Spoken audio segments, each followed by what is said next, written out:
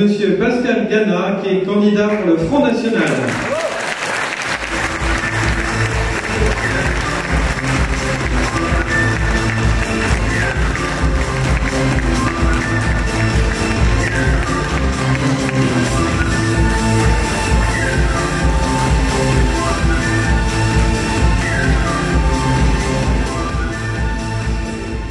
Bonjour monsieur. Bonjour. Merci d'être venu nous voir. Quelles sont les valeurs incontournables, quels sont les points non négociables qui fondent votre action politique? Tout d'abord, c'est la vérité. Parce que je pense que dans le milieu politique et dans la vie politique, il y a beaucoup de mensonges et beaucoup d'apparences. Et c'est pour cela que, personnellement, familialement et ensuite dans ma vie d'adulte, je me suis engagé en politique. J'ai fait partie, quand j'étais jeune, de mouvements très anticommunistes. Et ensuite, j'ai aussi fait partie à ce titre du service d'ordre de Jean Royer.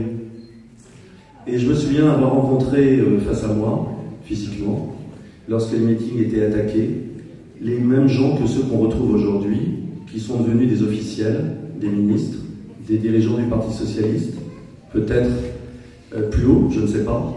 Et finalement, je m'aperçois qu'il y a une forme de continuité dans la défense de la vérité. Ça, c'est la première chose. C'est ce qui explique mon engagement au Front National, parce que je pense qu'aucun parti n'est parfait, bien évidemment, mais que c'est finalement, depuis qu'il a été fondé, le seul parti dans lequel les valeurs essentielles n'ont jamais été mises de côté. Il y a un autre aspect aussi, c'est le sens du réel. Je pense, et je vais peut-être choquer un certain nombre de gens ici, que très souvent dans les défenseurs des valeurs familiales et de la vie, il y a un formidable irréalisme. Je pense particulièrement à la lutte pour la vie, où beaucoup de gens se contentent de savoir si on est pour ou contre la loi Veil. Or, je crois que la doctrine de l'Église enseigne, et particulièrement depuis Pie XII, dans son discours aux juristes italiens, qu'une loi peut contenir une part d'erreur si elle améliore la situation antérieure. Et je crois que les milieux qui défendent la famille et la vie souvent oublient cette méthode d'action, sont formidablement maximalistes et imprudents, et se coupent de la société française. Et si vous voulez, moi, mon combat politique consiste à penser que je dois m'adresser à des gens, et j'en ai beaucoup parmi mes militants, parmi les gens que je rencontre tous les jours. Moi, j'ai été élu dans une autre région, dans une vie antérieure, à Roubaix, où j'avais beaucoup d'anciens communistes ou socialistes comme militants du Front National. Et c'était des gens qui n'avaient plus de racines chrétiennes. Et j'arrivais, à travers mon action d'élu, à leur faire redécouvrir des principes essentiels mémoriaux. Et je pense que c'est ce qui a manqué d'ailleurs, et je vais encore peut-être vous agacer, à la manif pour tous. Et la manif pour tous, je pense, a commencé en se coupant d'une partie du peuple français, tout d'abord par un choix bien évidemment partisan, puisque aucun dirigeant du Front National n'a jamais été invité aux tribunes lors des grandes manifestations. C'est pas exactement vrai, mais... C'est totalement vrai. Je regrette. Marion Maréchal Le Pen, Louis Alliot, personne n'a jamais été admis sur le podium. Et donc je pense que de ce fait-là, 20% du peuple français, d'une certaine façon, a été méprisé. Et je pense que ça explique, parce que finalement cette réunion, moi je ne suis pas venu uniquement pour dire votez pour moi, je suis le plus beau, etc. Je pense qu'il faut avoir des explications franches et parfois savoir tracer une ligne de bilan. On peut le faire en toute franchise, en toute amitié, ça se fait dans un couple, ça se fait en famille, ça se fait dans l'entreprise, pourquoi ça ne se ferait pas ici? Et donc, moi, mon idée, c'est de vous dire que, voilà, je pense que la manif pour tous au départ a fait une erreur de stratégie.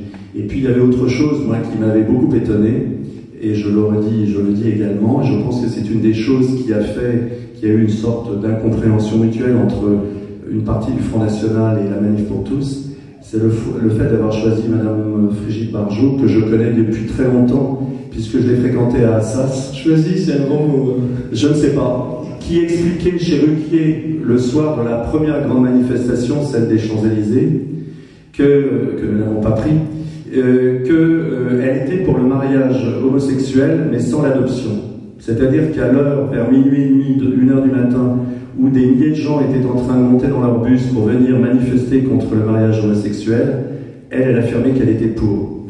Et je me suis dit qu'il y avait là quelque chose d'assez aberrant, de mobiliser 600 000 ou 1 million de personnes derrière une porte-parole dont les convictions étaient aussi peu établies. Alors voilà, je dis les choses très clairement. Donc, mon goût de la vérité, il est là, je ne prétends pas la détenir en tout ça. D'abord, ça n'est pas ma vérité, ça n'est pas la vérité du Front National. Moi, je suis de formation classique, je suis d'une famille catholique, j'ai été plutôt formé dans l'aristotélicisme et le thomisme, et donc la vérité ne m'appartient pas, la vérité est éternelle. Elle appartient d'ailleurs à Dieu, quand on est croyant, premièrement, et ensuite nous devons nous y conformer, y compris en politique.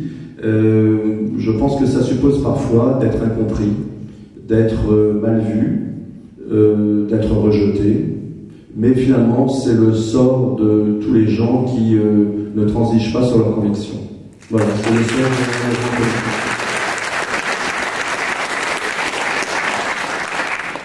sort de pour accorder une valeur à la vérité, M. Rachline et M. Boudot ont parlé en tribune à une occasion d'une manifestation de la Manif pour tous à Paris et à Lyon.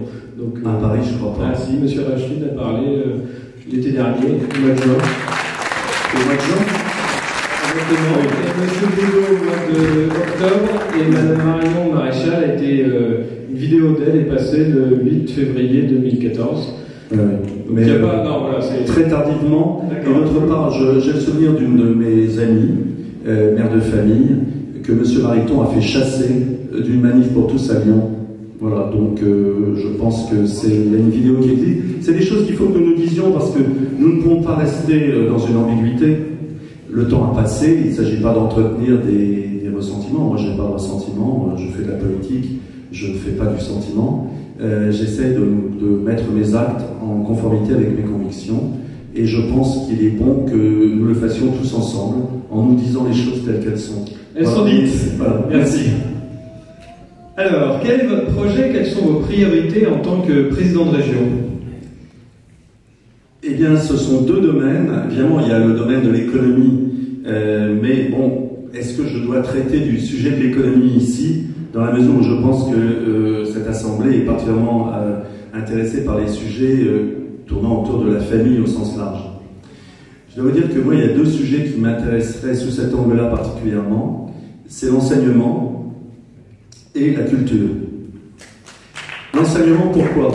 Tout d'abord, Madame Belle de Gessé a très bien dit, je pense que M. Retailleau d'ailleurs le redira aussi, il faut rétablir une égalité de traitement entre l'enseignement public et l'enseignement privé. Ça y est, la question simple est que 40% des élèves dans notre région fréquentent l'enseignement sous contrat et on a le sentiment très souvent de la part de la gauche que le service public est moins bien assuré par l'enseignement sous contrat que l'enseignement public. La meilleure preuve, c'est que la gauche s'acharne à construire des collèges et des lycées dans des endroits où il n'y en a pas et où leur construction va mettre en péril des établissements privés.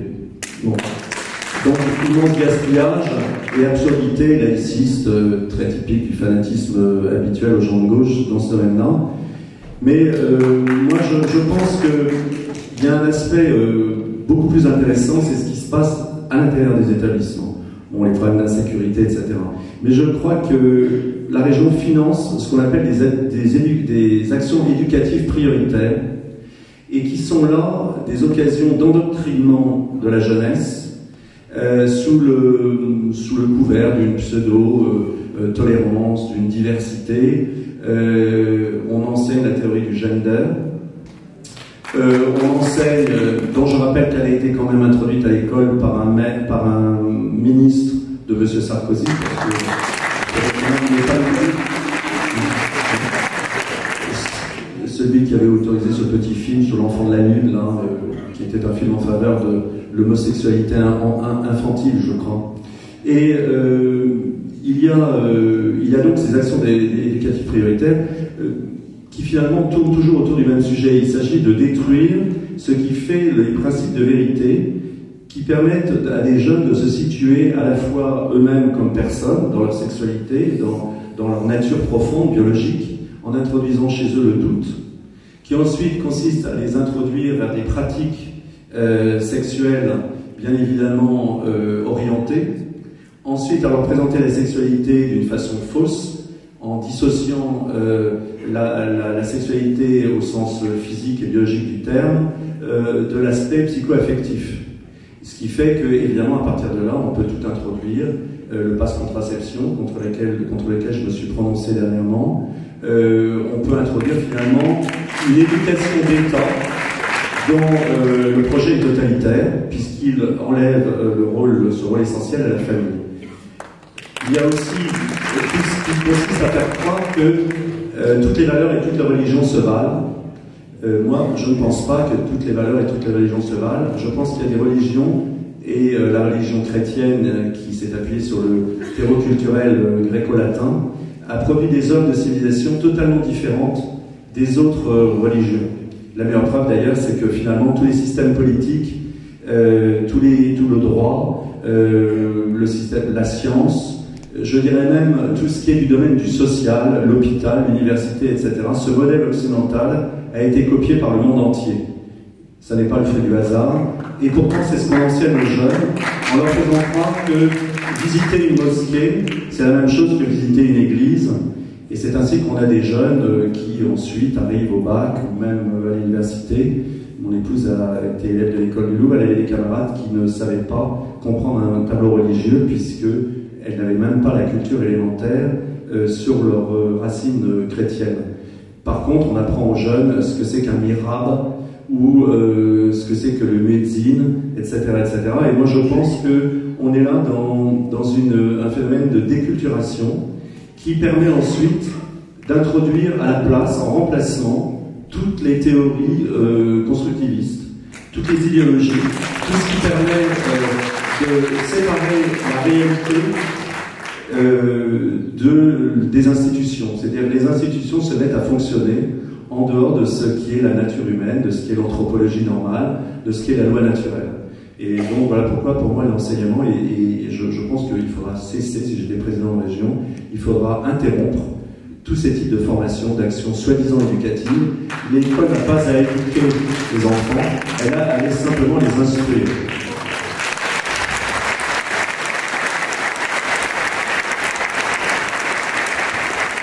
Ensuite, la culture. La culture, ça a étonné un certain nombre de gens, particulièrement les journalistes de gauche, quand ils m'interviewaient. Ils pensaient que quand j'avais annoncé que je voulais faire baisser le budget régional de 1% par an, 6% sur 6 ans, donc, j'allais m'attaquer évidemment prioritairement à la culture. Eh bien, pas du tout. Je pense que la culture, c'est fondamental. C'est un lieu de combat politique. C'est même peut-être le lieu essentiel après l'enseignement. Alors, nous n'avons pas développé des théories extraordinaires là-dessus.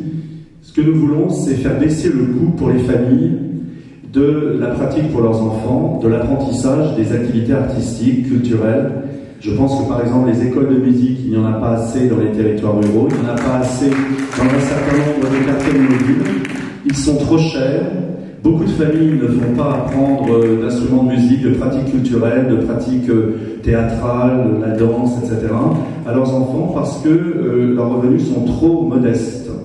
Et malgré le fait qu'il y ait des modularités selon les revenus familiaux, beaucoup de familles n'y vont pas parce que c'est encore trop cher. Et je pense que là, on pourrait faire un transfert des arts de la rue qui sont si coûteux, qui font vivre 1800 intermittents du spectacle, vers des vrais professionnels de l'enseignement des activités artistiques. Et enfin, dernière chose, c'est quelque chose qui me tient beaucoup à cœur, parce que je suis le fils d'une mère qui a été athée et communiste et qui s'est convertie, et qui a été très admiratrice dans sa jeunesse du TNP de Jean Vilar. Et Jean Vilar avait élaboré une théorie de l'art qui doit aller vers le peuple. Et moi, je crois que c'est très vrai, c'était un homme de gauche, hein, mais en même temps, il y avait une profonde vérité. Je pense qu'on pourrait créer une forme d'agence culturelle qui passerait des marchés, qui ferait des appels d'offres pour quelques centaines de représentations de théâtre, de pièces classiques, de répertoire, de théâtre de variété, d'opéra, selon le modèle, je pense à l'opéra selon le modèle anglais, c'est-à-dire des opéras qui sont réduits à un format d'1h20, expliqués, etc., de manière à faire vraiment une culture populaire de qualité. Toutes nos communes, quasiment de 1000 ou 1500 personnes, ont un lieu de spectacle, une salle de réunion, et on pourrait diffuser une culture de qualité pour le prix d'une place de cinéma. Et moi, je pense que ça serait la meilleure façon de répondre à l'américanisation de la culture. Non pas que je n'ai rien contre la culture américaine, mais ce que nous avons chez nous, c'est le bas de gamme de la culture américaine, c'est le mainstream, et nous avons droit à autre chose, et nos jeunes et notre jeunesse a droit à autre chose. Et je pense, moi, particulièrement à ces garçons et ces 2 filles terroristes. Ça m'a beaucoup frappé parce qu'ils viennent des mêmes écoles que celles des enfants français. Et en 3 ou 4 générations, ils sont encore dans la haine de la France et dans son incompréhension. Et je pense que si l'école et si la culture française n'avaient pas appris la haine de la France, le mépris de la France, l'oubli de sa culture et de ses valeurs, ces garçons se seraient peut-être intégrés, et au lieu d'avoir ce geste fou et suicidaire, ce geste terroriste, ce geste cruel, mais en même temps qui prouve une force de conviction d'une certaine façon, quoi qu'on en pense, eh bien, on en aurait été. Peut-être que ce serait la meilleure façon de lutter contre ce qu'il représente. Je ne suis pas certain que bombarder Raqqa suffira à extirper le terrorisme en France. Je pense que les racines du mal-vivre, du mal-être de la jeunesse française, et pas seulement immigrée, elles sont dans la perte du sens des valeurs, de l'héritage et de nos valeurs culturelles particulièrement.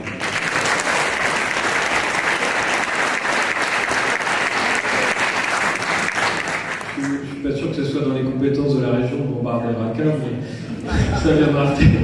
Non, mais finalement, ça fait partie d'une espèce de certitude. On bombarde Raqqa et on ne s'occupe pas du reste. D'accord. Alors, rapidement, quelle conception de la famille guide votre action politique et quel est, selon vous, le contexte le plus propice à l'épanouissement et à l'éducation de l'enfant? Vous avez déjà un peu abordé le sujet, mais est-ce que vous voulez rajouter quelque chose? Sinon, on passe à la question suivante. Bon, écoutez, moi, je veux dire, je ne vais pas enfoncer une porte ouverte. Moi, je pense qu'il y a 2 manières de répondre. Soit on joue le candidat et on dit je suis pour la famille, papa, maman et les enfants. Soit on dit qui on est. Moi, je suis père de famille nombreuse, je suis marié depuis 80 avec la même épouse. Donc, je ne sais pas ce que je dois rajouter à cela. Je pense que ça parle de soi. C'est une évidence, c'est absolument incroyable aujourd'hui, d'ailleurs, qu'on en soit venu à essayer, à être obligé. Je suis très heureux d'être parmi vous. Ah non, mais c'est quasiment transgressif de le dire. Voilà, c'est ça. Et moi, pour moi, c'est très naturel. Je pense que la famille a quand même un rôle très important, c'est un rôle d'héritage. Il y a tout d'abord une hérédité physique. C'est ce qui fait qu'il y a des familles de musiciens, des familles de mathématiciens, des familles de paysans, des familles je ne sais pas, d'artisans, avec un don particulier qui se transmet. Il y a une hérédité dans la famille. Il y a donc un héritage. Et cet héritage, il protège. Je crois que la famille, c'est peut-être le lieu où on est le plus protégé. Même les familles déglinguées protègent beaucoup plus que les institutions sociales. Et je crois qu'il vaut mieux peut-être parfois, et je réponds là aux gens de gauche, il vaut mieux avoir un père qui boit que pas de père du tout. Parce que très souvent, la gauche, et c'est très fréquent, il y a des centaines de milliers d'enfants qui sont retirés des familles, très souvent de manière très arbitraire, alors qu'on pourrait trouver des systèmes intermédiaires. Et je pense qu'on fabrique, d'ailleurs, quand on regarde les sources de la délinquance sociologiquement, on s'aperçoit que très souvent, les gens qui tombent dans la délinquance, ce sont ceux qui n'ont pas eu de famille.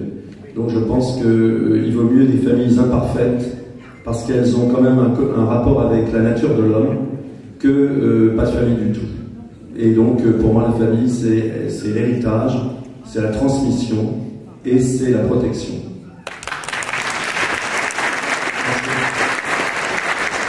Je vous repose la question, vous avez déjà répondu en matière d'égalité publique-privée, donc vous assurez l'égalité entre l'enseignement public et l'enseignement privé au titre de la participation régionale? Absolument, c'est pas seulement les murs d'ailleurs, c'est aussi tout l'équipement intérieur. Hein. Il suffit de pénétrer dans un lycée public. J'ai travaillé quelques années dans l'enseignement catholique, là, ces dernières années, Et j'ai pu constater, lorsque je faisais passer des examens dans un collège privé, public, la différence d'équipement, uniquement parce que les parents dans les collèges catholiques, les collèges sous contrat, payent 2 fois. Ils payent une première fois comme contribuables et ils payent une deuxième fois comme parents. Voilà. Donc ils sont discriminés 2 fois, et en plus, ils n'ont pas pour leurs enfants, ils sont discriminés 3 fois, parce qu'ils n'ont pas pour leurs enfants ce que les enfants du public ont. Eux qui ne payent qu'une fois. Donc voilà, donc je suis pour l'égalité, non pas au sens d'une égalité parfaite, mais pour une équivalence, et en tout cas une égalité de dignité et de considération. Je dois dire à ce propos, parce que je ne suis pas venu ici pour dire que des choses douces, c'est pas l'habitude du Front National, que je suis, bien qu'ayant été 4 ans dans l'enseignement catholique, je suis le seul tête de liste qui ait été interdit dans les directions catholiques régionales. Je suis le seul candidat dont on n'a pas, avec lequel on n'a pas pris contact, avec lequel les directions diocésaines n'ont pas pris contact. Il y a des directions diocésaines qui ont pris contact avec le Front de gauche, mais pas avec le candidat du Front National. Apparemment, vous n'êtes pas le seul. Mais madame, ça ne m'étonne pas, parce que j'ai pu constater à quel point l'idéologie régnait dans l'enseignement catholique. J'ai même vu projeter des films dans un établissement catholique qui faisait la promotion de l'homosexualité féminine. Donc, vous êtes contre les discriminations de candidats? Ben oui, je suis contre les discriminations. Moi, tout à l'heure, je suis arrivé un peu en retard parce que j'ai eu la courtoisie, comme j'avais croisé Madame Bringui dans les couloirs de FR3, j'enregistrais une émission juste avant de venir. J'ai eu la courtoisie de l'écouter et de lui dire un mot ensuite. Je ne partage pas beaucoup d'idées avec elle, mais j'estime que ça fait partie de la politesse élémentaire. C'est pas parce que j'ai voulu jouer avec elle des jolis cœurs, hein, bien évidemment. C'est simplement parce que j'estimais que c'était la courtoisie élémentaire. Et je pense qu'on peut avoir un langage rude en politique, parfois dans le débat, mais on doit se respecter. Et moi, je considère à égalité tous les candidats. Voilà pourquoi j'étais très heureux. Je craignais de ne pas vous avoir entendu, madame, et donc j'étais très heureux d'avoir pu assister à votre prise de parole. Merci. Vous mettrez à notre crédit que vous avez été aussi invité ici. Ah ben évidemment. Mais si je n'avais pas été invité, je vais vous dire une chose, je me serais peut-être invité. Parce que par exemple, je n'ai pas été invité par les AFC, et nous y reviendrons sous un autre angle. Je ne représente pas les AFC. Je sais. Alors, rapidement, est-ce qu'on parle d'une carte région famille pour faciliter, financer, participer au financement des actions ou des participations des enfants au transport, au sport, à la culture, au loisir? Est-ce que c'est quelque chose pour lequel... Dans le principe, oui. Le problème, c'est que c'est très difficile de mettre en œuvre une carte universelle. Je pense que pour les transports, si nous sommes tous d'accord, nous ne sommes pas pour la gratuité. Pour les transports scolaires, nous sommes pour une modularité sur 3 critères: la distance déjà, qui quand même modifie beaucoup, le nombre d'enfants et les revenus de la famille. D'accord. Voilà. Donc après, pour les spectacles, je crois qu'il existe une carte déjà régionale. Évidemment, ça pose le problème du contenu et des spectacles qui sont offerts aux enfants, et de ceux qui sont derrière, etc., qui sont en quelque sorte bénéficiaires en tant qu'organisateurs de spectacles et en tant que famille, évidemment. Mais je crois que ça existe. Après, c'est une question d'adaptation selon des principes qui sont les nôtres. Qui sont qui sont tout simplement la défense de moi personnellement je crois beaucoup à ce que l'on appelle traditionnellement la loi naturelle, qui s'oppose en matière de législation au droit positif et au droit constructiviste. Pour ceux qui sont juristes, ils comprendront. D'accord. Et est-ce que vous envisagez de créer une commission famille au sein du conseil régional? Je ne suis pas certain que ça soit très pertinent. Je pense qu'il faudrait mieux avoir peut-être une instance qui serait, ce que vous aviez dit, madame, intercommission, parce qu'on touche à la famille très souvent à travers des aspects extrêmement divers de l'action régionale. Donc, est-ce qu'on peut faire une commission qui ne se réunirait que sur la famille, sachant que l'action sociale échappe en grande partie à la région institutionnellement. Donc ce serait plutôt un espèce de filtre oui, un comité peut-être, ou je ne sais pas, il faudrait trouver une forme. C'est vrai que l'institution régionale souvent se divise en commissions permanentes et commissions thématiques. Il faudrait peut-être créer des groupes de travail, peut-être, qui, un peu comme ça se fait au Parlement européen ou à l'Assemblée nationale, il y a des groupes de travail thématiques en dehors des grandes commissions. D'accord, merci. Et alors, en matière de subvention, c'est toujours le gros sujet, quels sont vos critères, quelles sont les modalités d'attribution de subvention, et est-ce que vous jouez la transparence? De toute façon, nous avons dans notre programme l'idée de faire ce qui se fait couramment dans certains pays déjà, ou dans certains États américains, au Canada. C'est un site qui, pas au jour le jour, mais disons de façon hebdomadaire, donne l'état d'avancement du budget. Évidemment, en lui donnant une autre forme que la forme absconce que vous avez relevée, nous avons eu aussi le plus grand mal à obtenir les comptes. C'est quasiment le traité transatlantique. Hein. Il n'y a pas de garde américain à l'ambassade des États-Unis à Bruxelles, mais c'est quasiment la même chose au Conseil régional. Il faut faire une autorisation écrite, enfin c'est incroyable, pour obtenir le contenu du budget régional, comme si c'était un secret d'État. Donc, nous voulons un site internet sur lequel chaque citoyen puisse voir l'avancement du budget, commission par commission, et éventuellement en cliquant, aller voir quand même dans le détail. Alors il ne s'agit pas de voir le prix de chaque gomme, mais de voir quand même l'évolution poste par poste et en allant assez loin dans le budget, parce que nous pensons que la transparence, c'est ce qui évite les dérives. Et d'autre part, pour l'attribution des subventions, moi j'ai déjà été conseiller régional dans une autre région, dans le Nord-Pas-de-Calais, sous la présidence de Madame Blandin. Et j'avais été époustouflé de voir qu'on reconduisait les subventions d'année en année, alors qu'il aurait fallu faire un contrat. Moi je pense qu'une subvention, ça doit faire l'objet d'un contrat entre l'institution et l'organisme subventionné, avec des objectifs, des critères d'évaluation et des périodes intermédiaires. Et à partir de là, on peut soit verser la totalité de la subvention, soit ne pas le faire, soit la supprimer ou la diminuer l'année d'après. Et enfin, ne plus subventionner les associations politiques, politisées, communautaristes. Je pense particulièrement à un certain nombre d'associations qui, on le sait maintenant, et ça n'est pas le Front National seulement qui le dit, énormément de journalistes l'ont dit, d'enquêteurs, qui servent finalement à financer les formes les plus extrêmes de l'islamisation. Au travers d'une action sociale. Lorsqu'une université a une action culturelle, une association culturelle qui est subventionnée, eh bien, c'est en réalité subventionner l'islam. Rapidement, vous dites ce que vous ne financez pas, mais qu'est-ce que vous allez financer en termes de, quels seront vos critères de financement? Eh bien, par exemple, moi je pense que, puisqu'on a parlé du planning, je me suis prononcé moi aussi, comme Marion Maréchal Le Pen, comme vous, madame, pour le réexamen de la subvention du planning. Parce que le planning a une action strictement anti-natalité, anti-vie, sans parler de la distribution de la pilule à des filles mineures sans le consentement des parents. Je me suis d'ailleurs prononcé contre le pass contraception. Et je pense qu'il faut mettre en place, financer les associations qui existent déjà, qui offrent une alternative aux jeunes femmes, aux jeunes filles, qui ont une grossesse non désirée, ou en tout cas qui les place dans une situation difficile ou dramatique, en tout cas psychologiquement difficile, de telle sorte que ces associations aient les moyens de pallier aux déficiences de la société. Parce que là, on retrouve encore quelque chose d'extrêmement grave, c'est que dans des sociétés riches, avoir un enfant devient un luxe, ce qui est quand même assez incroyable.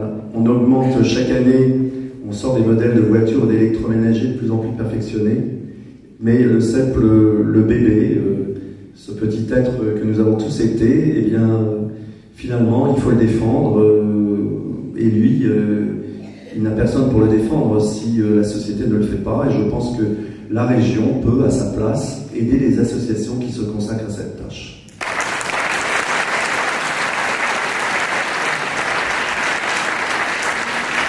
Il vous reste une minute. Est-ce que vous voulez dire une dernière phrase? Notre attention des familles, un dernier scud ou...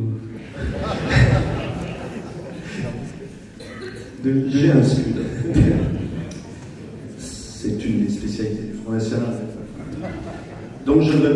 revoir. Merci. Je vais vous dire simplement la chose suivante. Les trois orateurs que vous allez entendre aujourd'hui vont vous dire à peu près la même chose. Je pense qu'il y a des degrés de sincérité différentes et surtout il y a des libertés différentes d'agir dans le sens des propos que vous aurez entendus. Moi, je vais vous dire simplement une chose. Au Parlement européen, le seul lieu où le Front National est représenté de façon à peu près correcte par rapport à son poids électoral, dans la mandature précédente, il y a eu 250 textes pro-LGBT qui ont été votés. 36% de ces textes ont été votés par le parti, le PPE, le parti de droite, dont font partie les Républicains, le MoDem, l'UDI, etc. Mais, à l'intérieur du PPE, 90% des députés français ont voté ces textes. Donc, je vous le dis parce que affirmer les principes est une chose, être capable moralement, psychologiquement, intellectuellement d'aller jusqu'au bout des principes en est une autre. Alors, je dis ça parce que vous avez succédé quelqu'un contre lequel je n'ai rien, qui est un homme sympathique, que je croise de temps en temps dans les studios de télévision ou de radio, M. Retailleau. Et moi, je pense que vous devez tous l'écouter attentivement, parce qu'il mérite d'être entendu, comme nous tous, mais que vous devez vous demander si, réellement, le parti politique auquel il appartient, allié du MoDem, qui est pour la loi Taubira, pour l'ouverture des frontières, pour l'islamisation, pour l'introduction de 200 à 300 millions d'immigrés en plus, est-ce que ces partis-là ont la capacité, ont la liberté de défendre les idées qui sont les nôtres? Vous êtes candidat, je pardonne sur une question, mais je pense que dans la vie, on doit toujours se poser une question avant d'agir, et le vote est une action importante. Vous êtes candidat pour le Front National, Monsieur Pascal Canard. Merci.